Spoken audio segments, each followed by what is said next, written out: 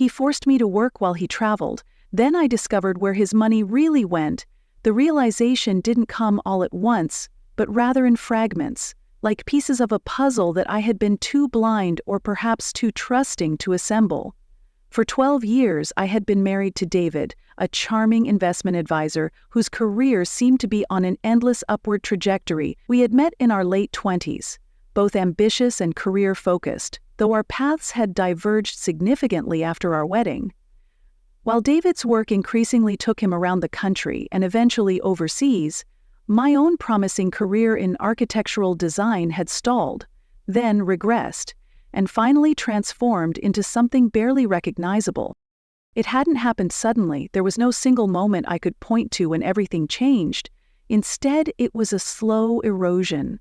David's gentle suggestions that I scale back to help manage our home life, his reminders about the importance of having someone reliable to handle domestic matters while he focused on providing for our future, his increasingly frequent business trips that left me handling everything from home repairs to financial management in his absence. By our 10th anniversary, I had transitioned to freelance work that I could do from home, earning a fraction of my former salary, but available whenever David needed me to rearrange my schedule around his. Our life together looked enviable from the outside. A beautiful colonial in an exclusive Boston suburb, luxury vehicles in the driveway, memberships to all the right clubs and vacations that, while increasingly rare due to David's schedule, were always at 5-star resorts when they did occur. I had learned to ignore the pitying glances from former colleagues when they asked about my work, focusing instead on the material comforts that David's success provided. "My husband travels for work" became my standard explanation for his absences at social events, for missed holidays, for the growing stretches of time when I navigated life essentially as a single person while maintaining the appearance of a partnership. I told myself that his work ethic was admirable, that his dedication to our financial security was a form of love, that the distance between us was simply the price of success in the modern world. Looking back, I can see how desperately I wanted to believe the narrative we had constructed, how willing I was to accept the lonely reality of my daily existence in exchange for the promise that it was all building towards something meaningful. Little did I know that the foundation of that narrative was built on nothing but elaborately constructed lies. The first crack appeared on a Wednesday afternoon in April as I sorted through mail that had accumulated during one of David's longer trips, this one a 3-week tour through Europe to meet with international clients. Among the usual bills and advertisements was an envelope addressed to him from a bank I didn't recognize, marked personal and confidential. I set it aside on his desk, where I had created a neat stack of items requiring his attention upon his return. It might have remained there, unremarkable and unexamined, had I not knocked the pile over while dusting 2 days later. As I gathered the scattered envelopes, the bank statement fell open, revealing account details that made me pause, then look more closely with growing confusion. The statement showed a checking account with a balance of just over $175,000. An account I had never seen before, in a bank we didn't use, with a mailing address I didn't recognize. My first thought was that it must be related to one of David's clients, that perhaps he had trustee responsibilities I wasn't aware of. But the account was clearly in his name alone, and the transactions listed told a story that had nothing to do with professional money management. Regular transfers to an entity listed as Westlake Properties, monthly payments to a Mercedes-Benz dealership, charges at restaurants and hotels in Seattle, a city David rarely mentioned visiting for work. Suddenly, without warning, the secure foundation of my understanding began to crumble. I sat at his desk, statement in hand, as questions multiplied in my mind. Why would David maintain a separate account with such significant funds without ever mentioning it? What was Westlake Properties, and why was he making regular 5-figure payments to it? Why were there expenses in Seattle when his recent trips had supposedly been to New York, Chicago, and various European cities? Most troubling of all, if this account held nearly $200,000, why had David been so insistent that we needed to be increasingly cautious with our joint finances? Just 2 months earlier, he had convinced me to postpone a kitchen renovation I had been planning for years. Citing market volatility and the need to strengthen our reserves, I had readily agreed, always deferring to his financial expertise, always believing that his perspective was shaped by concerns for our shared future. The possibility that he might be deliberately misleading me about our financial situation had never crossed my mind until this moment, when the evidence was literally in my hands. I returned the statement to its envelope and placed it exactly where it had been, my mind racing as I attempted to process this new information without jumping to conclusions. There could be an explanation, I told myself. Perhaps this was related to an investment strategy he hadn't had a chance to discuss with me. Perhaps Westlake Properties was a client entity with special handling requirements. Perhaps I was overreacting to normal business operations that fell outside my limited understanding of David's work. I resolved to wait until his return in 2 days, to ask him directly and give him the opportunity to explain. But even as I made this rational decision, something deeper had shifted inside me. A fundamental trust had been called into question, and with it the entire framework of our relationship. That night, I found myself unable to sleep, staring at the ceiling as memories from our marriage replayed with new significance. The gradual increase in his travel schedule over the years, the subtle discouragement whenever I mentioned returning to full-time work, the way he had taken over complete management of our investments and accounts, providing me with only high-level summaries rather than details. Each recollection, once accepted as the natural dynamic between a financial expert and his less financially sophisticated spouse, now cast shadows of doubt across our shared history. When David returned from his trip, tanned and energetic despite the supposed grueling schedule of meetings, I maintained a facade of normalcy. I greeted him warmly, listened to his edited highlights of the trip, and waited for him to mention the mysterious account or the Seattle connection. He did neither, instead presenting me with an expensive silk scarf from Paris and inviting me to dinner at our favorite restaurant. Throughout the meal, I searched his familiar face for signs of deception, for indications that he was living a life parallel to the one we shared. But David was as he had always been, charming, attentive when present, vague about certain aspects of his work, and quick to redirect conversations towards safe topics like future travel plans or home improvement projects we might consider when the timing is right. I nearly convinced myself that I had overreacted to the bank statement, that there must be a simple explanation I was missing due to my limited involvement in our financial affairs. The moment to ask directly came and went, my courage faltering in the face of his confidence and the potential collapse of everything I had believed about our life together. Instead of confrontation, I chose investigation. The following week, when David left for what he described as a quick overnight trip to meet clients in Chicago, I began a methodical exploration of his home office.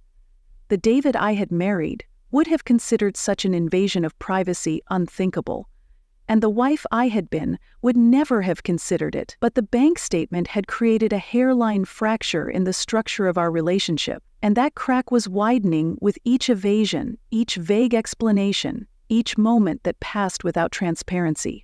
In his meticulously organized desk drawers, behind folders of routine household documents, I discovered a locked metal box. The key was not among his regular keyring, but a spare set he kept in a desk drawer included a small key that fit perfectly. Inside were documents that confirmed my worst suspicions and revealed others I hadn't imagined. Property tax statements for a condominium in Seattle, insurance policies for possessions I'd never seen, photographs of David on a boat with people I didn't recognize, and most devastatingly, anniversary cards from someone named Melissa, dating back 7 years, filled with intimate references to our life together and our beautiful home. The room seemed to tilt around me as I spread these artifacts of betrayal across his desk, physical evidence of a parallel life that had been funded by the very career advancement that had required my sacrifices, my understanding, my endless accommodation. David hadn't been building our future at all. He had been building an entirely separate existence, one that appeared to include another woman, another home, perhaps even another version of himself that had no connection to the life we shared in Boston. The financial implications were immediately clear. The money that should have been securing our future together had been systematically diverted to this shadow life. The renovation delays, the cautious investment approach he recommended for our joint accounts, the frequent discussions about being prudent with my personal spending, all while maintaining a luxury lifestyle with someone else 3,000 miles away. The betrayal was not just emotional, but financial. A calculated redistribution of resources that had left me dependent on a man who was quite literally investing elsewhere. He forced me to work while he traveled. Then I discovered where his money really went. The phrase reverberated in my mind as I carefully returned each item to the metal box, locked it, and placed it exactly where I had found it. The magnitude of David's deception required a strategic response, not an emotional one. Over the next several weeks, I embarked on a careful campaign of information gathering, documenting everything I discovered while maintaining a convincing performance of normalcy whenever David was home. I noted account numbers, photographed documents, recorded dates and amounts of suspicious transfers. I created a timeline of his supposed business trips against credit card charges that appeared in locations he had never mentioned visiting.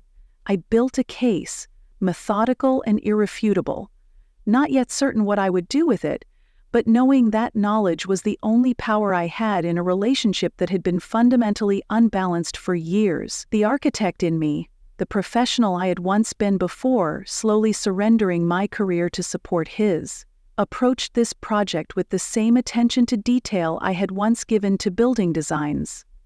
The difference was that I was now designing an exit strategy from a life I had thought was real but had proven to be carefully constructed fiction.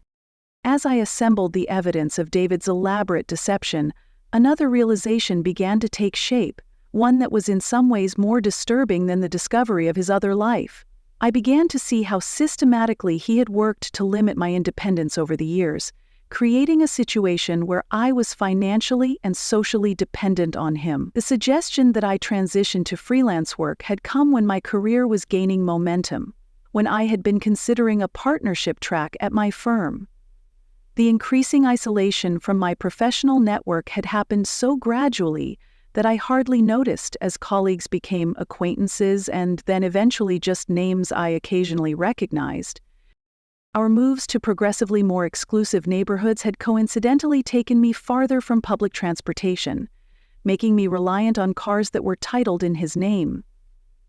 Even my freelance work came primarily through connections David had provided, clients who saw me as David's wife who does design work, rather than as a professional in my own right. What I had interpreted as support and care, his handling of our finances, his concern about my work-life balance, his generosity in providing for us, now revealed itself as a carefully constructed system of control. The final confirmation came from an unexpected source. During a routine lunch with Karen, one of the few former colleagues I still occasionally saw, she mentioned running into David in Seattle 2 months earlier. I waved, but he didn't see me, she said casually over salads. I figured he was just focused on client meetings or something. When I asked, with carefully modulated interest, what had brought her to Seattle, she explained that her firm had opened an office there, and she now divided her time between Boston and the West Coast. Great restaurant scene, she added, especially that new place on the waterfront where I saw David, Marigold, I think it's called, incredible views of the Sound. I nodded as if this information was unremarkable, steering the conversation toward her work while my mind catalogued this new piece of evidence. David had been in Boston during the period Karen mentioned, supposedly working long hours on a complex client situation that had kept him at the office overnight several times that week. The distance between Boston and Seattle made same-day travel impossible. He had simply been lying about his whereabouts entirely, not even attempting to align his story with his actual location. The casual arrogance of this deception, the confidence that I would never discover or question it, ignited something beyond hurt or betrayal, a cold, clarifying anger that finally burned away the last of my uncertainty about what needed to happen next. That evening, I made an appointment with a divorce attorney Karen had recommended, a woman known for handling complex financial situations and hidden assets. I opened a separate bank account at a different bank from any David used and began transferring small amounts from our joint account, nothing that would trigger notice, but enough to create an emergency fund. I updated my resume and reached out to several old contacts, framing my inquiries as casual check-ins rather than active job seeking. I photographed valuable items in our home, documented our art collection, and began making copies of tax returns and investment statements. Each action was careful, measured, and completely concealed from David, who continued his pattern of regular travel and attentive behavior when home, apparently confident in the stability of the arrangement he had created. I found myself capable of a performance I never would have believed possible, maintaining normal conversations over dinner while mentally cataloging the community property he had diverted, smiling at his stories of business challenges while planning my legal strategy, accepting his explanations for schedule changes while knowing exactly where he was likely going and who he was going to see. 3 months after discovering the bank statement that had initiated this unraveling, I was prepared. My attorney had the documentation she needed, my personal finances were as secured as possible given the circumstances, and I had reconnected with enough professional contacts to see a path back to meaningful work.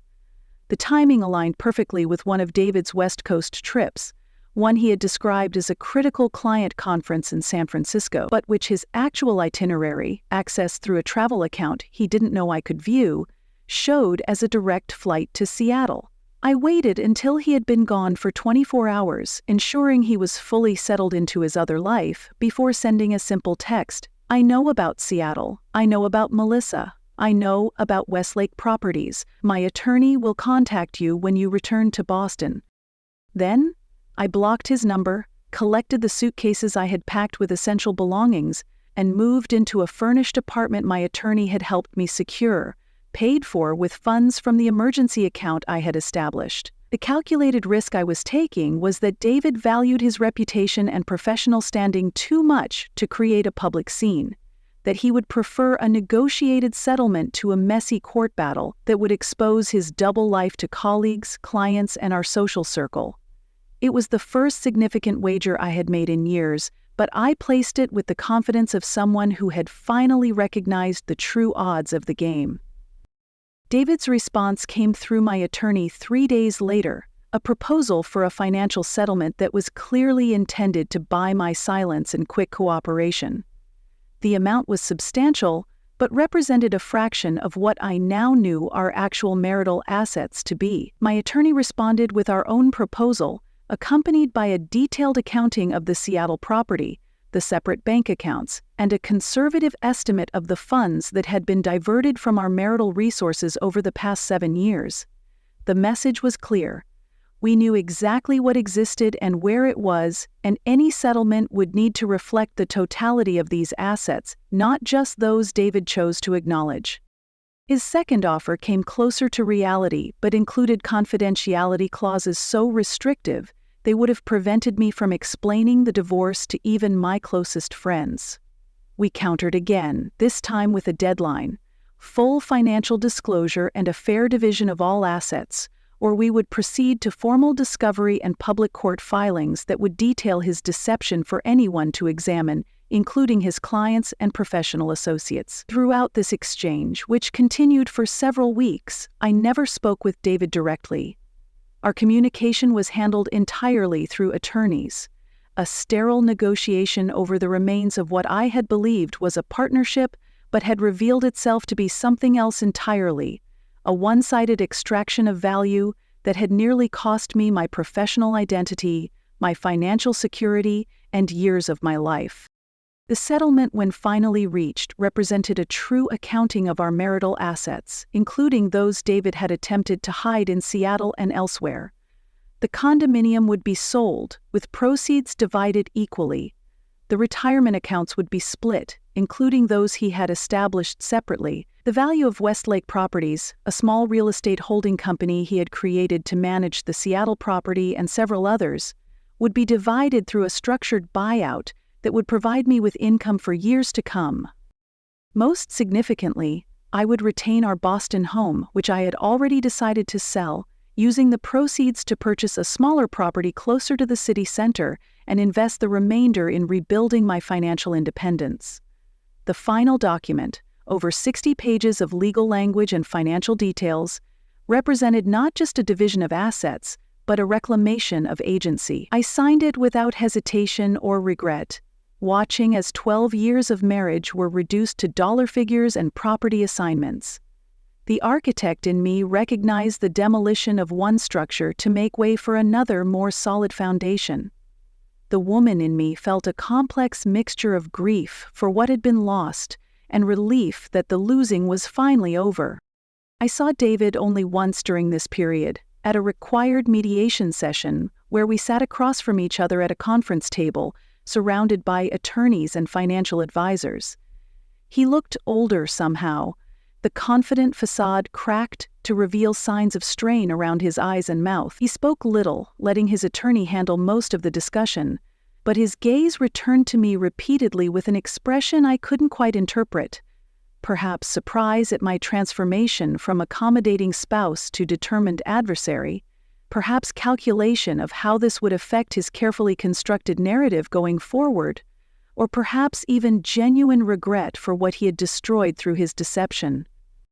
I met his eyes steadily when necessary, but focused primarily on the documents before me, my attention reserved for securing an outcome that would allow me to rebuild after years of having my foundation systematically undermined.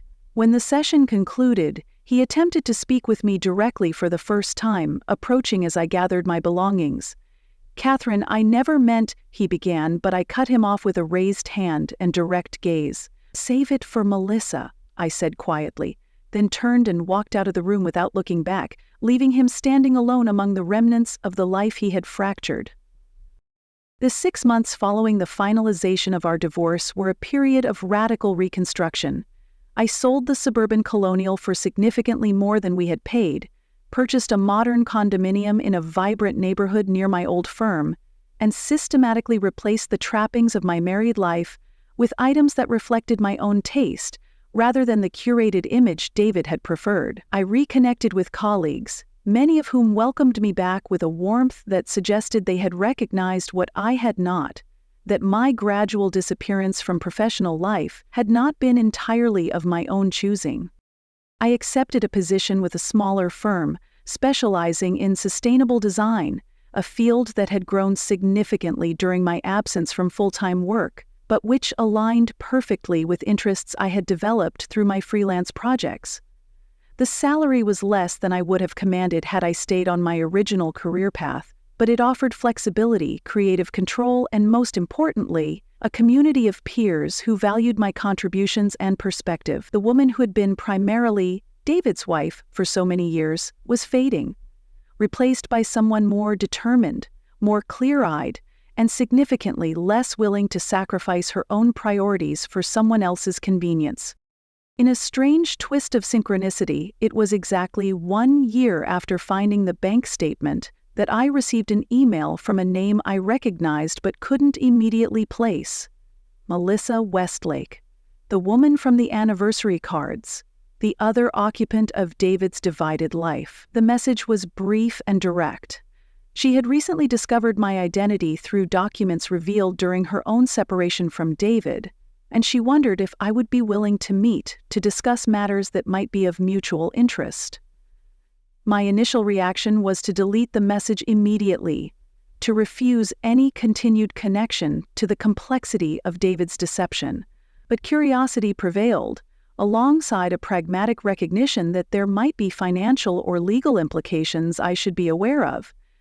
I suggested a public meeting place, a cafe near my new office, approaching the encounter with the cautious neutrality I had learned to maintain during the divorce proceedings. What I hadn't expected was the immediate recognition of shared experience that occurred when we finally sat across from each other, two women who had built their lives around versions of the same man, only to discover they had been constructing their reality on shifting sand.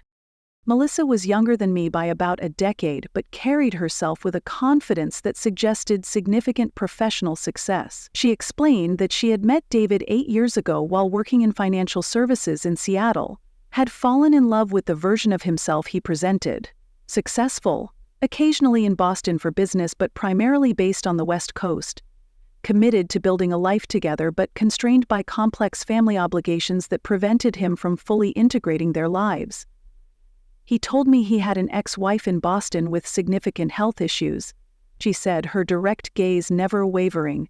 He claimed the frequent trips east were related to ongoing care responsibilities, that he maintained financial connections to support her because she couldn't work consistently. I believed I was being understanding about a difficult situation. The irony hung between us. How completely he had used each of us to explain absences to the other. How thoroughly he had constructed parallel narratives that allowed him to move between separate lives. But as our conversation continued, it became clear that Melissa's interest in meeting went beyond comparing stories of deception. She had discovered, after beginning her own divorce process, that David had been engaged in financial practices that went well beyond hiding assets from his wives. There were indicators of potentially criminal financial manipulation, client funds that had been temporarily diverted, accounting practices that skirted regulatory boundaries. She had documentation she was preparing to share with regulatory authorities, and she wanted me to be prepared for potential fallout that might affect the settlement I had received. The meeting with Melissa marked the beginning of an unexpected collaboration that would continue over the following months.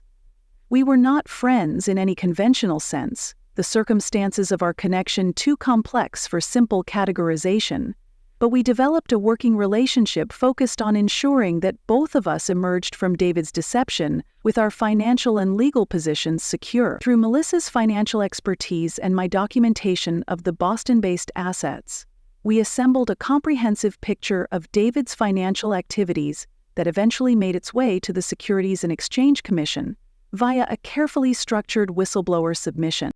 The investigation that followed was not public knowledge for many months, but when it finally emerged into regulatory filings and eventually financial news coverage, the impact was significant. David's firm distanced themselves immediately. His professional certifications came under review, and clients began withdrawing their investments en masse. The carefully constructed reputation that he had prioritized above all else, the very thing I had leveraged in negotiating my divorce settlement, collapsed under the weight of regulatory scrutiny.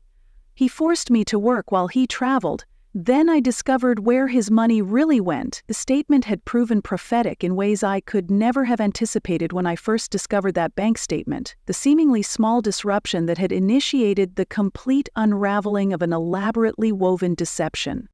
2 years after my divorce from David was finalized, I stood on the balcony of my condominium, watching the Boston skyline transition from day to night, a glass of wine in hand as I contemplated how thoroughly my life had transformed. The firm where I now worked as a senior designer had just been awarded a major contract for a sustainable community center, a project I would be leading. My financial situation, while not extravagant, was stable and secured through diversified investments managed by an advisor Melissa had recommended, someone with impeccable ethical standards and transparent practices. I had developed new friendships through work and community involvement, relationships based on shared interests and mutual respect rather than the social connections that had defined my life during marriage. Most significantly, I had reclaimed a sense of agency that had been slowly eroded during my years with David, a confidence in my own perceptions and decisions that no amount of gaslighting or manipulation could easily undermine again. I took another sip of wine, appreciating the irony that David's elaborate deception had ultimately forced me to develop strengths and resilience I might never have discovered had our marriage continued along its seemingly stable but fundamentally unbalanced trajectory. The news about David continued to filter through professional networks. He had been barred from securities trading, had sold the Seattle condominium at a significant loss, had moved to Florida, where apparently Melissa's settlement had left him just enough to maintain a modest lifestyle far from the circles where his reputation had once opened doors. I felt no satisfaction in his downfall, no vindictive pleasure in the consequences he now faced. What I felt instead was a profound gratitude for the bank statement that had fallen open at exactly the right moment, for the clarity that had finally cut through years of foggy acceptance, for the steel that had formed in my spine when confronted with the reality of how thoroughly I had been deceived. The David who now occupied a small corner of my thoughts was no longer the husband whose approval and attention I had sought, but simply one chapter in a story that was still being written. A cautionary tale about the dangers of surrendering independence. A reminder of how easily manipulation can disguise itself as care when we are willing to accept comfortable lies rather than uncomfortable truths. He forced me to work while he traveled. Then I discovered where his money really went. The journey from that initial discovery to my current reality had been neither simple nor painless, but standing in the gathering darkness as the city lights emerged like stars, I recognized it as the most valuable voyage of my life, the journey back to myself.